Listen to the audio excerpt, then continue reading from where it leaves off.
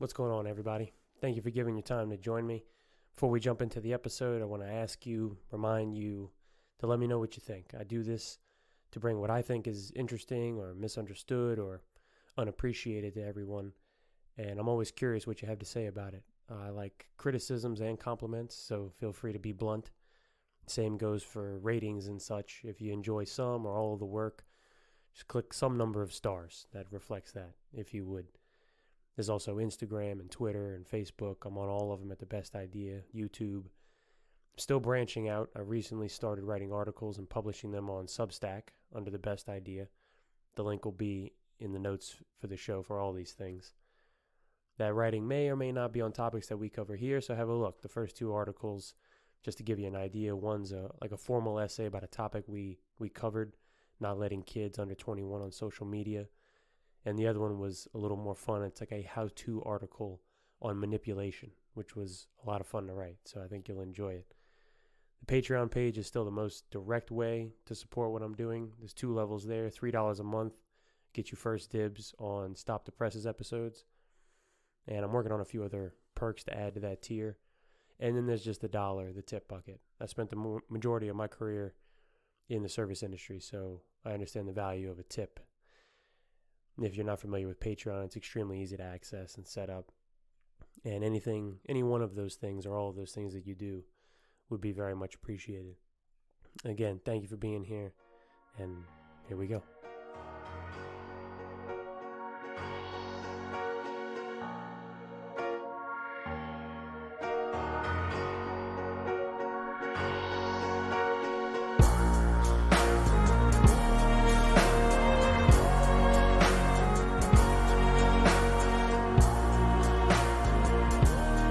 Welcome back, everybody. Best Idea Podcast. I'm Stephen Cochran with a Stop the Presses episode. And to start off with, I found a woman who is a power lifter. And a really accomplished one, actually. She's got something like 19 world records and squats 413 pounds and can deadlift over 380 and bench presses like 200. It's really impressive, and they have some videos on the articles I'm going to attach. It's from thegoodnewsnetwork.org. Nora is her name. And on top of having all those records, the most impressive thing is she did not begin doing all of this powerlifting at all until she was 65 years old. 65. She's got something like 25 medals in her trophy room. She's 78 now, and she still does it. She competes 3 times a year. And there's a lot going around about what we do and don't have time for, what we do and don't have the energy for. And here's Nora, just, squatting her life away in her late 70s, making the rest of us look like shit. So it's a big up to Nora and a big get your shit together to the rest of us. And she got interviewed by Fox News, and she said, when I squat, this is what I say. I say, Holy Spirit, fall on me, and I just do it. I come right on up. I feel strength when I power lift because it means I can beat the world. I want to inspire other women to take care of themselves. And like I said, there's a couple of videos attached to this article, and her attitude is fantastic. Her ability is fantastic. And the woman's stronger than me, and probably more than anybody that is listening to this right now. Pretty fucking impressive. And now that we've gotten the good news out of the way. So the first article after the good news, which is the beginning of the reality part of the show, is a Daily Mail article, and it is really a warning to all of you or anyone at all that is a part of or associates with the book burning club or the banning book club or whatever, the people trying to limit the number of books in the libraries. It's kind of like being a defender and an apologist for the Catholic priesthood. You are going to end up with some pretty thick, gross egg on your face. And this first article, no fucking exception to that. Daily Mail, and I guess I'll just ruin the whole thing by giving you the headline. You gotta love the British news articles because they literally just give you the guts of the whole thing right there in the headline. Father, 29, who tried to ban LGBTQ books from Missouri schools, is charged with molesting a child under the age of 12 and showing pornography to a 4-year-old. Pornography to the 4-year-old. So it goes on. This is written by Matt McNulty for the Daily Mail.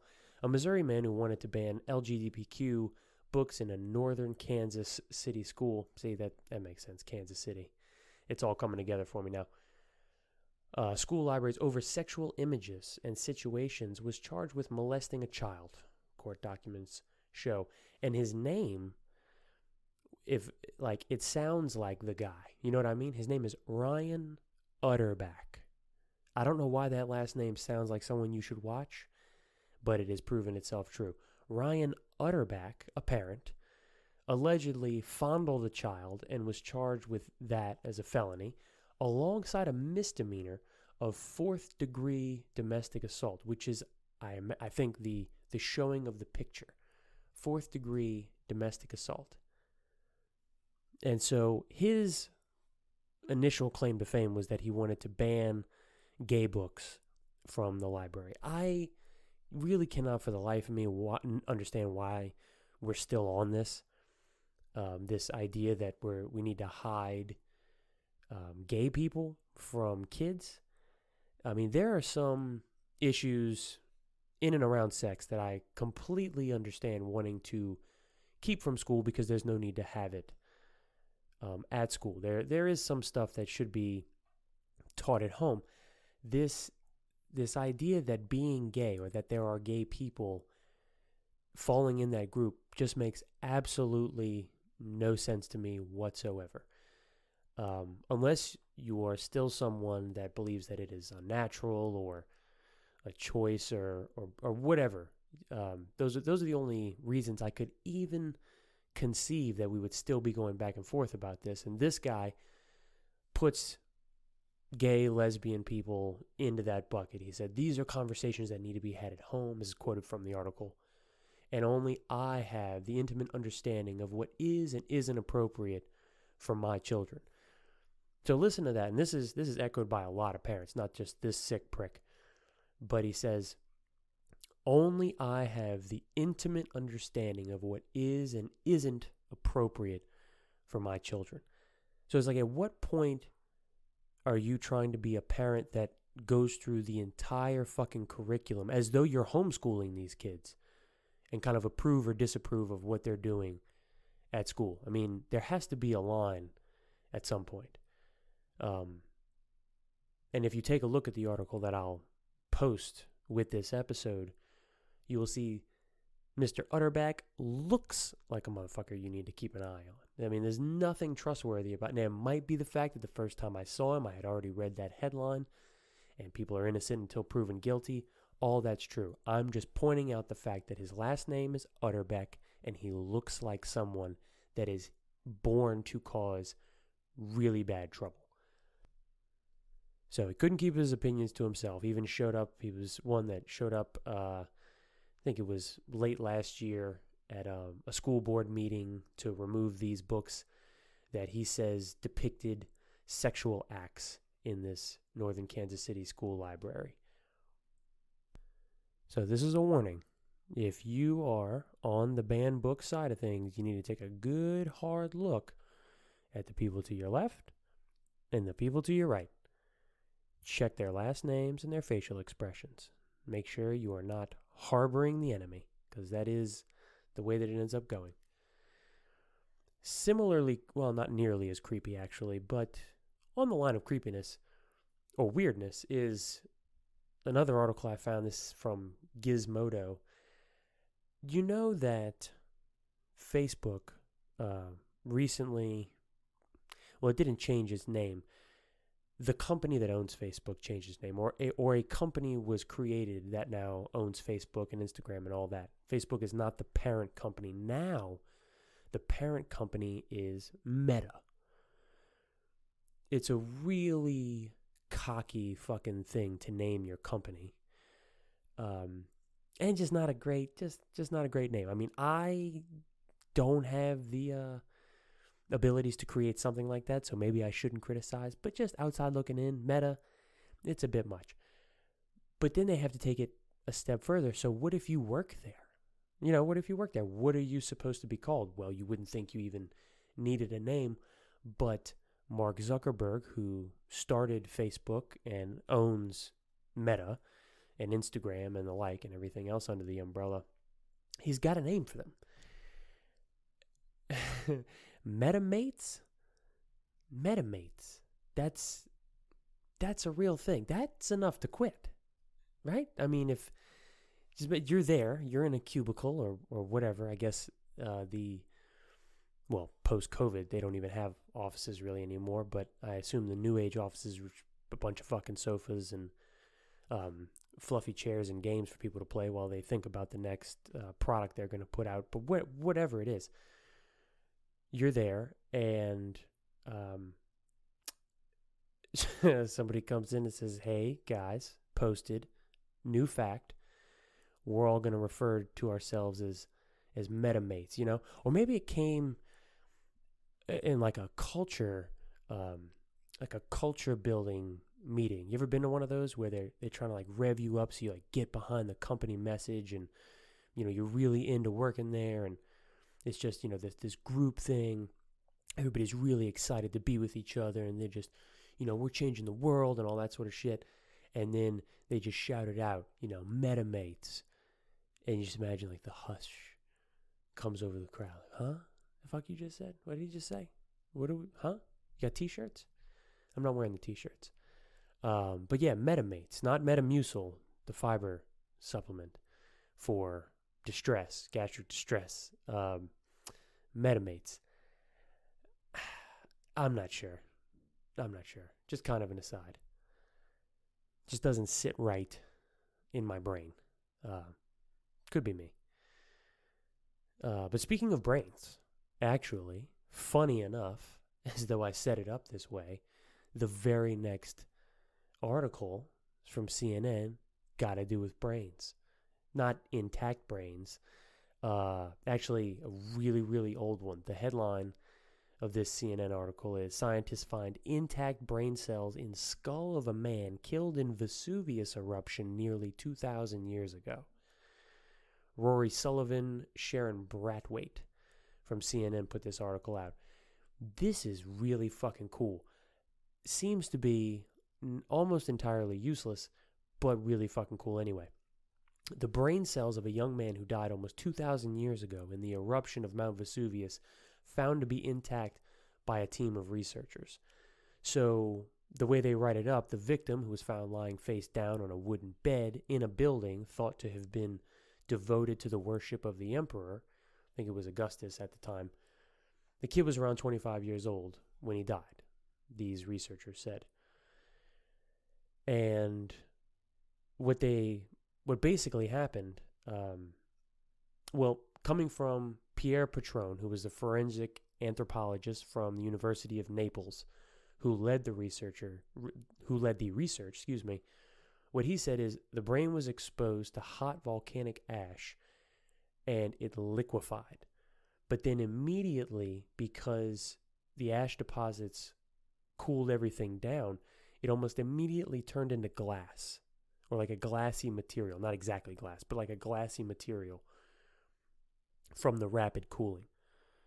So the mountain erupts. This kid, I guess, is laying on his bed, face down, hoping that nothing bad will happen, and dies. His brain liquefies. Don't know if that's what killed him. Hopefully it was quick, whatever it was.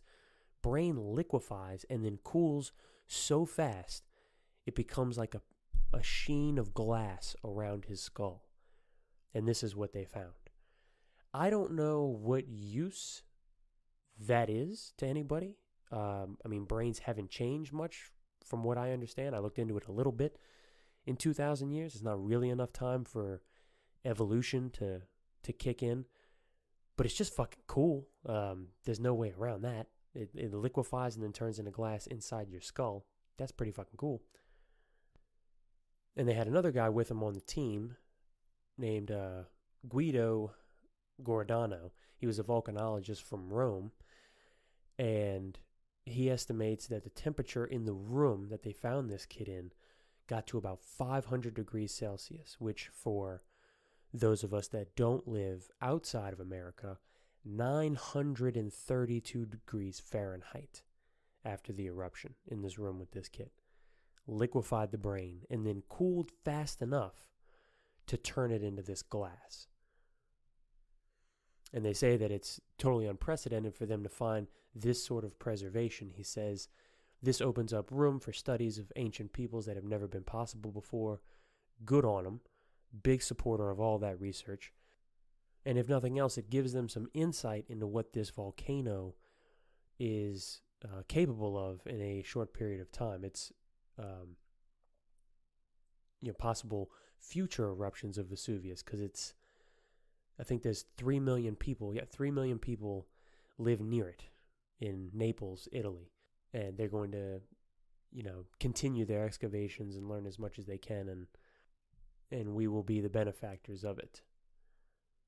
And totally unrelated to that, but still sticking in science, I found an article that was in the Atlantic, and what they were looking at is judges and sentencing.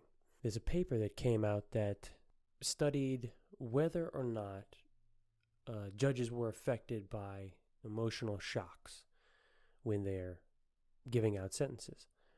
And you would assume that they would. I mean, they're just people, and we're all susceptible to that sort of thing. But what they specifically looked at is if those emotional shocks came from football. So the headline of the article in the Atlantic, written by Emily DeRoy, is Judges Football Team Loses, Juvenile Sentences Go Up. And she opens it like this: kids who are sentenced by college football-loving judges who are disappointed after unexpected team losses are finding themselves behind bars for longer than kids who are sentenced after wins or predicted losses. So that unpredicted loss is the key here. In looking at decisions handed down by judges in Louisiana's juvenile courts between 1996 and 2012, the researchers found that when LSU lost football games it was expected to win, the judges, specifically those who had earned their bachelor's degrees from the school, issued harsher sentences in the week following the loss. When the team was ranked in the top 10 before the losing game, kids wound up behind bars for about 2 months longer on average. When the team was not highly ranked, it was little more than a month. The researchers found that the harsher sentences disproportionately affected, you guessed it, black people. This is audio only, so you can't see my surprise face, but it's on there. And she goes on to point out that judges are supposed to operate without bias, without letting their emotions influence how they make decisions. But I've read other articles where, if a judge misses breakfast, people get higher sentences, and irritability, and if they're in the middle of a divorce and all that sort of shit. It's expected that they can't be completely unbiased, but, you would expect most of it to be stripped out. You wouldn't expect football to creep into it at all. And she says that the authors looked specifically at first-time offenders between the ages of 10 and 17 who were convicted of a single statute offense, like drug use or robbery, to get around any potential confounding effects. So what they were trying to look at is just one crime, one sentence, so that nothing could skew their data. And they excluded first and second degree murder and aggravated rape because those cases require mandatory sentences in Louisiana. And they ultimately looked at 8,200 records across 207 judges. They found that the behavior of the children in court wasn't a factor in the sentencing. The economic background didn't seem to play a role either. Cases are randomly assigned by a computer in the Louisiana juvenile court system, so judge selection wasn't an issue. And a placebo test showed that non-LSU games didn't have an impact. And just for an example, he says, consider a 16-year-old drug user who lives in a neighborhood where everyone has a car and a rec room, or a basement where neighborhood kids gather to smoke or shoot up or whatever. These kids are going from private space to private space, so the chances of being seen by a cop or arrested are low. Now consider a 16-year-old drug user who lives in a 2-room apartment where no one has cars. He and his friends wind up taking a bus or walking to a local park or an alleyway where the chances of being arrested are high. That second kid might get picked up more often, which might mean increasingly tough sentences. A human might be more aware of the context in which the kids are committing the crimes, where an algorithm might fail. So this is like where you expect judges to be able to step in and look at the totality of the situation. And it didn't start with football. It says that the researchers started looking into the impact of football scores after studying how some judges reacted to news coverage and local crimes.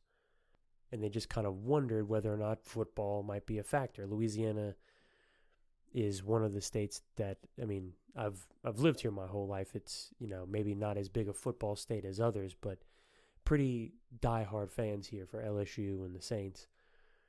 And the researchers said, frankly, in the beginning, we thought we wouldn't find anything and that it was probably a waste of time, but they did the research anyhow. And in fact, they found what they called robust and significant relationships.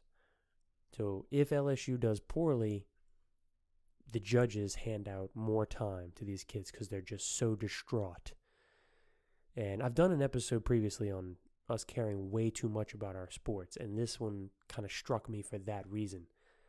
I mean, how much do you have to be involved emotionally in a fucking football game that it upsets you when your job is to put people in jail? It's a little disturbing, and it doesn't seem like there's much we can do about it, but knowing about it's better than not. Speaking of judges and decisions, as though I set it up this way, there was a case recently that I found out about that is equal parts gross and slightly funny. It ended up with a $9 million award to the people harmed by the case, and it's from CBS News in Colorado. And the headline of it is, jury awards nearly $9 million to families who accused Paul Jones in fertility fraud case. A jury has awarded nearly $9 million to families accusing the fertility doctor of impregnating women with his own sperm. How did we not see this coming? How do you not... Somebody anticipated this. One of y'all's thinking to yourselves, obviously. Not me. I'm not thinking that at all. But somebody did. Somebody smarter than me was like, of course that's going to fucking happen.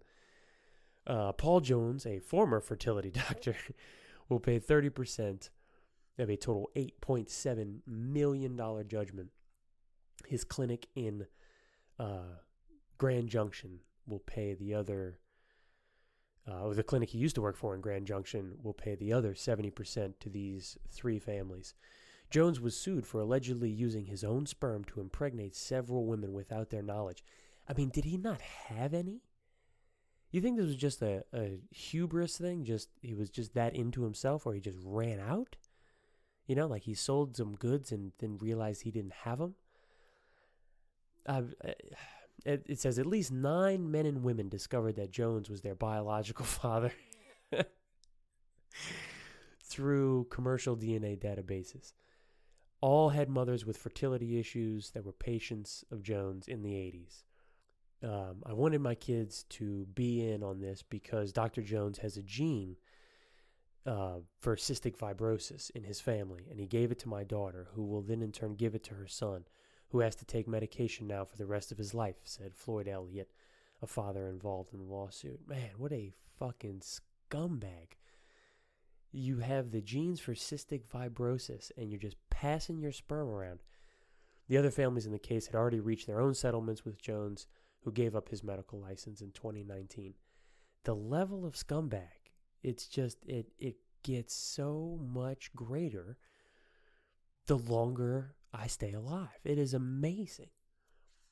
And speaking of scumbags, recently we had two very big convictions, and a disparity might have stuck out to you, and it did to me. The first one is Ghislane Maxwell. She was sentenced. We talked about this, in a previous episode. When was she sentenced? End of June? Maybe we haven't talked about it. End of June. She got 20 years. 20 years for helping Epstein. This is Ghislane Maxwell. In case you've been living under a fucking rock, or you're too into the Johnny Depp and Amber Heard bullshit. Ghislane Maxwell is the person accused of trafficking women to be raped and abused by her and the now deceased via Hillary Clinton, Jeffrey Epstein. In the article it says, Maxwell, wearing a blue prison uniform and a white mask to conform with the coronavirus rules, looked to one side as the sentence was announced, but otherwise she did not react. She wore leg shackles that could be heard rattling when she walked into the courtroom. Shackle her fucking legs. Good for her. And after the sentence came down, one of Epstein's accusers says, it's been an incredibly long road to justice for myself and the many other survivors. This is for the girls that didn't have their say, the ones that weren't here. So she was convicted, 60 years old, sex trafficking, transporting a minor to participate in illegal sex acts, and 2 conspiracy charges. 20 years. Her judge, Allison Nathan, noted that she imposed the prison term and a $750,000 fine because Maxwell never expressed any remorse for her crimes, which is something, the more articles I read on criminal decisions like this, the expression of guilt and acknowledgement that you did something wrong seems to go a very, very long way for judges in all cases. The judge said she wanted the sentence to send an unmistakable message that nobody is above the law. And addressing the court, Maxwell stood at the lectern. She said that she empathized with the survivors and hoped her punishment would bring them peace. She did not admit culpability and laid the blame for the abuse on Epstein, saying meeting him was the greatest regret of my life. Now, I don't know this person, Ghislane Maxwell, but I've done a fair bit of reading on her, on Jeffrey Epstein, on their relationship together, and what the two of them accomplished while they were together.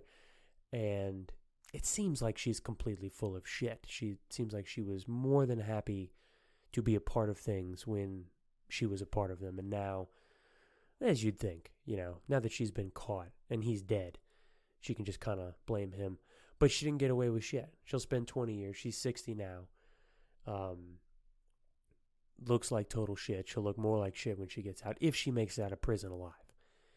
Who knows what might happen to her in there. They got some tough women in there, I'm sure. And you never know if Hillary Clinton will come to finish her off. You really never know. So she got 20 years. And there was another conviction a little more recently of R.Kelly.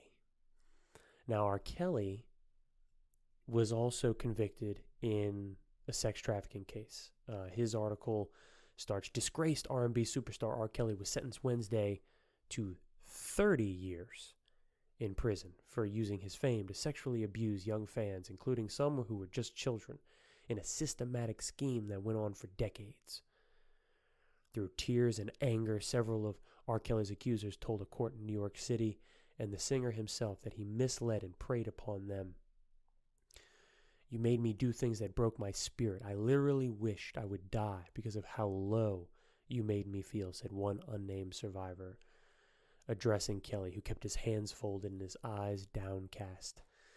So R. Kelly is 55. He didn't give a statement. He didn't show any reaction to hearing the sentence, which also includes a $100,000 fine. So she got 20 years, fined $750. He got 30 years and fined $100,000.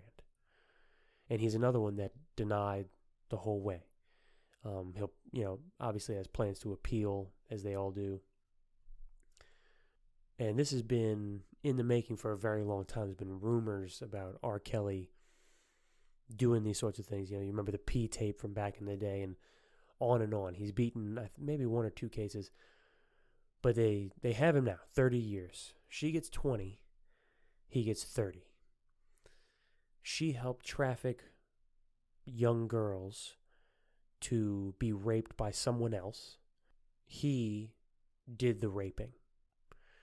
Is she less of a piece of shit than him?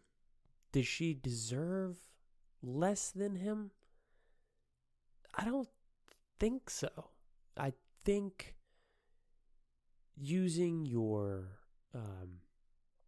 ability to relate to girls and capitalizing on that to convince them to let someone else rape them, or participating in the rapes, because that's another thing that Maxwell was convicted of doing, or at least it was brought up in the trial that, she was extremely involved in this.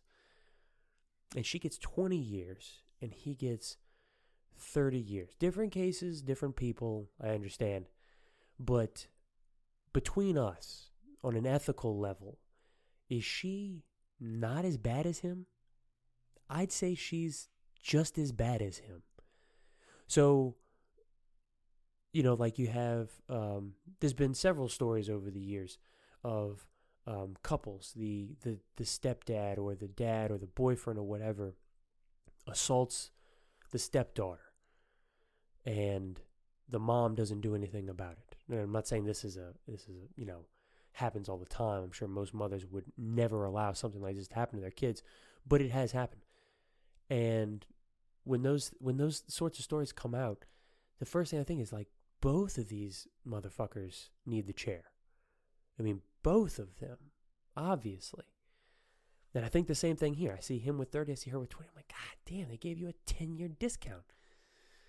Just sounds, I don't know, it doesn't sit right. Let me know if you think that I'm just, that doesn't make any sense. But I think she needs 30 too. I think she needs 30, and he needs $750,000 in fines.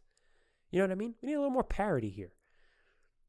Up his fines, increase her time, and we can all move on together.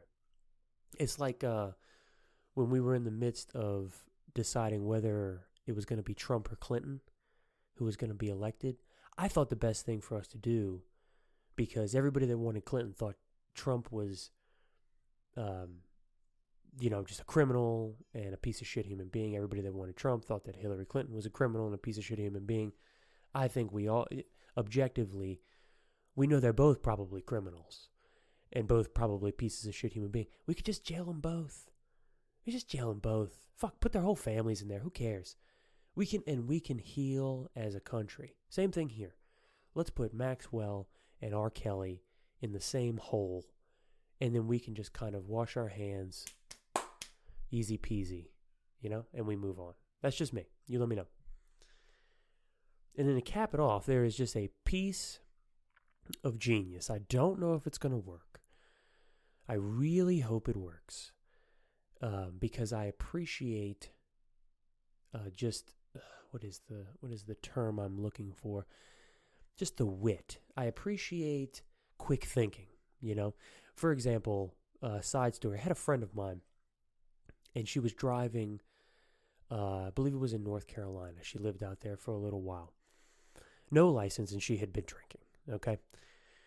And she gets into an accident on the interstate. Not that she didn't have her license. She had no license, like no legal ability to drive. She wasn't supposed to be driving, and she was drinking. Not smart. I'm not defending her. And she gets into an accident, a really fucking bad one. She hit another car, and that car flipped a bunch of times. Her car spun out just got wrecked. It was a really fucked up situation. Well, the two people driving the other car, the people in the other car get out, and she can tell that they're fucked up. Like meaning not from the accident, they seem like they were on drugs or something. And she knew that the cops were coming. I mean, they're on the interstate. This is not the sort of thing you can both just drive away from. The cops are definitely coming. So thinking on her feet, she convinced this couple, it was a man and a woman, that one of them, the woman ended up doing it, needed to tell the cops that they were driving the other car. So she convinced them to say that one of them was driving her car and one of them was driving their car and that they were all friends and this was just an accident. And they did it. And when she told me this story, I was just so proud. I mean, what a moment. You know, you're in a collision, you're shaken up, and you have the wherewithal to cover your ass and the ability to convince strangers to help you do it. It's just, thing of beauty. This is not quite that dramatic, but I thought it was pretty fucking clever anyway. You know, there's like the classic, if a woman gets pulled over, she can cry her way out of the ticket. This pregnant Texas woman got pulled over in the carpool lane, okay, with nobody else in the car. And you're not allowed to do that. They don't even have those where I'm from. It's fucking carpool lanes that you people have. Congratulations, you're very sophisticated. She was driving that, got pulled over, got a ticket. She tried to fight the ticket in Texas, saying that her fetus was the second person. Now look, been a lot of back and forth about abortion lately, especially in Texas. Fuck, Texas has always been at the center of this abortion thing as far as the court cases go. A lot of back and forth. You can't tell me that this bitch ain't a genius. You can't tell me that this woman is not a genius. Come on now. Quick as they come. I thought I could do this. My fetus is a person. I mean, come on. That's the headline. Pregnant Texas woman driving an HOV lane told police her unborn child counted as a passenger. Goddamn right it does. The article says, a pregnant Dallas area woman argued as much to police officers after recently being cited for driving alone in the HOV lane, according to a story.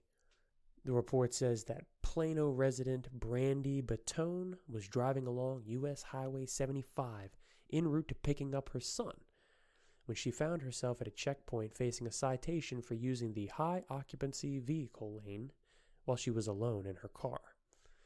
I was driving to pick up my son. I knew I couldn't be a minute late, so I took the HOV lane, she told the reporter. As I exited the HOV, there was a checkpoint at the end of the exit.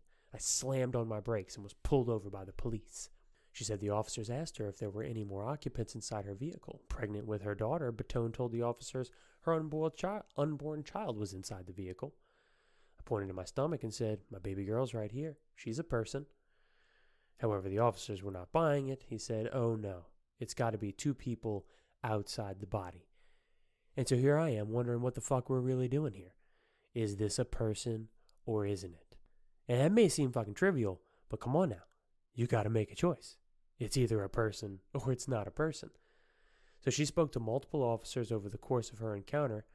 One seemed indifferent, she claimed, while another gave her the citation and told her to challenge it in court to have it thrown out if she wanted to. She said one kind of brushed me off when I mentioned this is a living child, according to everything that's going on with the overturning of Roe versus Wade. So I don't see why you're not seeing that, she explained.